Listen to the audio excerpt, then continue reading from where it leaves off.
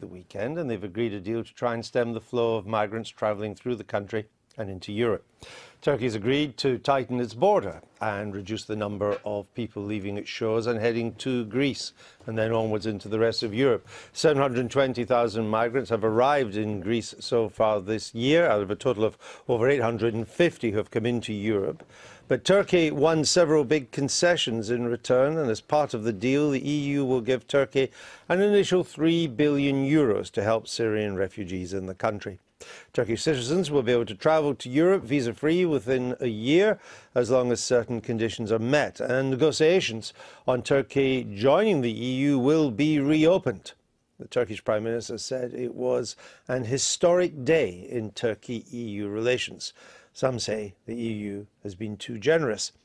But German Chancellor Angela Merkel said Turkey should not be left alone to deal with the migrant crisis. And we're joined now by the UKIP MP, Douglas Carswell. Hi. Welcome. What's wrong with this deal? I can see, from Turkey's point of view, why it's a good deal, but I think it's a pretty disastrous deal for Europe and a bad deal for us.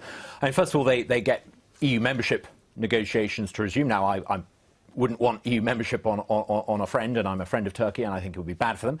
But they get £2 billion a year, 3 billion euros, 400,000 pounds sorry, 400 million of which we contribute to.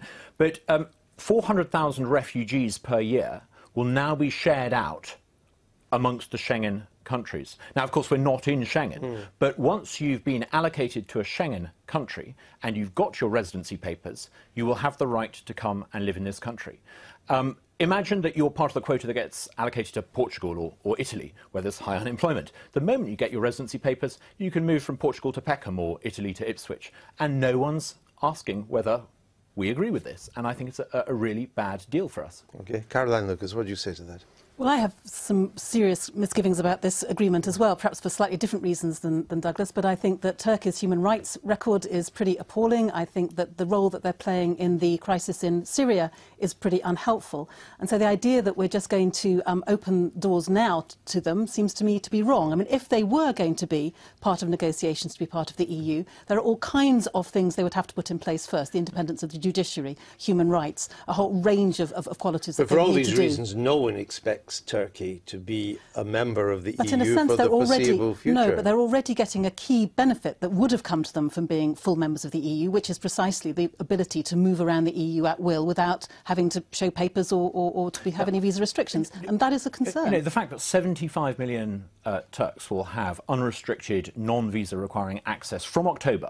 Now, people say, that doesn't confer on them permanent right of residence. But, Europe doesn't have a way of logging people in, so they're going to stay in. How do we know that people coming into the Schengen area from October are not simply going to remain there? And once they've obtained residency rights, they will, I'm sure, move to this country. So why didn't the British government oppose this if it was so bad?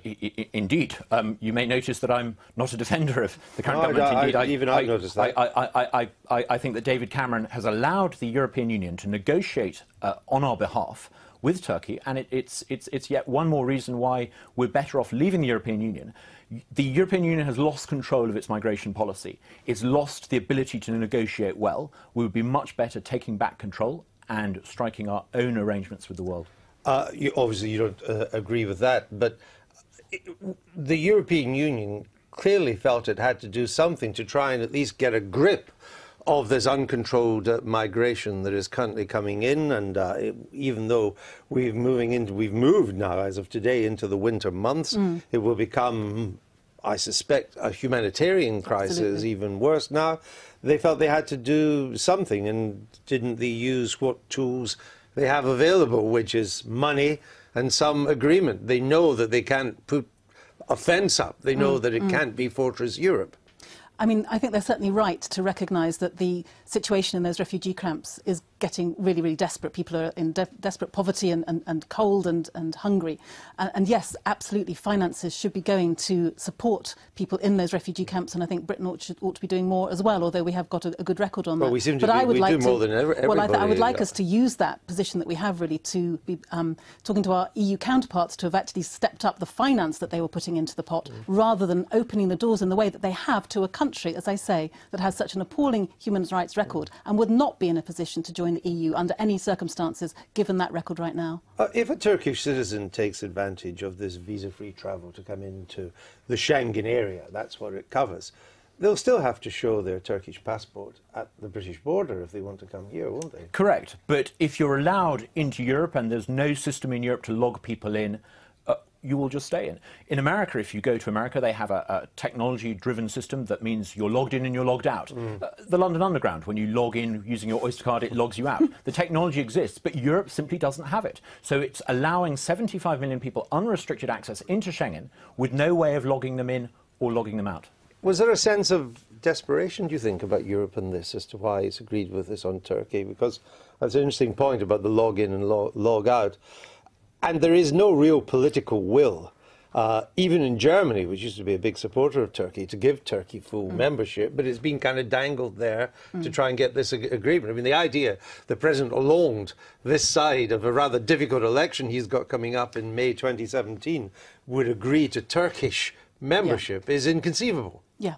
No, I think that's right. I think it's a slightly cynical move. I think that obviously people are very worried about vast numbers of refugees coming, and in a sense they're trying to outsource the problem to leave it to be Turkey's problem, and to let's shove them a bit of money, give them a few benefits, and let's hope that we can close our eyes to it. And for that reason, it's really worrying too. Andrew, a few years ago, the problem was Europe not being able to manage its currency, and that crisis is still going. Now we see Europe not being able to provide basic leadership over the migration crisis. Maybe the problem is that Europe, as currently constructed, simply can't organise the affairs of 500 million people this way, and maybe we need to leave the European Union and take back control. It's such a shame that's always where you end up, because I would like to agree with so much of your analysis. But you know, when we blame the EU for that, I think we need to be clear that the people that we're blaming are the current governments of the EU. The EU institutions have actually done a pretty good job at doing Caroline, this. I don't blame the EU. I blame successive British administrations that have signed us up to this failed. All right, two quick questions since I've got you here. Have you made up your mind how you're going to vote on the Syrian motion tomorrow? I'm genuinely undecided. Right. On Privy Council term. Okay, so you haven't decided? I haven't decided. All right. And are you going to win Oldham? We're still very much the underdog, but, you know, it could happen. Let's wait and see. Okay, thank you very much.